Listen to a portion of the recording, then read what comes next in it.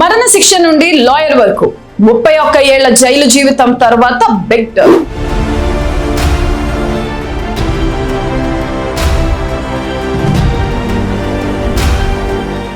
ఒక వ్యక్తికి మరణ శిక్ష పడింది.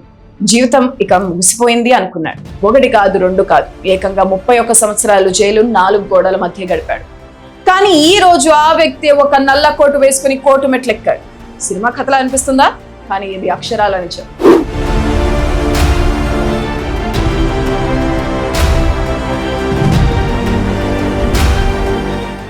ఈ రోజు మనం మాట్లాడుకునేది రాజీవ్ గాంధీ హత్య కేసులో 31 ఏళ్లు జైలు శిక్ష అనుభవించి ఇప్పుడు లాయర్ గా మారిన ఏజీ పేరరివాలన్ ఇన్స్పిరేషన్ జర్నీ గురించి. 1991 రాజీవ్ గాంధీ హత్య కేసులో అరెస్ట్ అయినప్పుడు పేరరివాలన్ వయసు కేవలం 19 ఏళ్ళు. ఈ కేసులో అతనికి ఉరిశిక్ష పడింది. ఒక యువకుడి జీవితం చీకటి గదిలో బందీ అయిపోయింది. ఎన్నో ఏళ్ల పోరాటం, తన క్షమాభిక్ష పిటిషన్ పై నిర్ణయం తీసుకోవడంలో జరిగిన జాప్యం కారణంగా 2014లో అతని ఉరిశిక్షను యావజ్జీవ కారాగార శిక్షగా మార్చారు. సుదీర్ఘమైన న్యాయ పోరాటం తర్వాత మే 2022లో సుప్రీంకోర్టు అతన్ని విడుదల చేసింది. 19 ఏళ్ల కుర్రాడిగా జైలుకు వెళ్లిన అతను బయటకు వచ్చేసరికి 50 ఏళ్లు దాటిన వ్యక్తి అయ్యాడు. 31 ఏళ్ల జీవితం జైల్లోనే గడిచిపోయింది.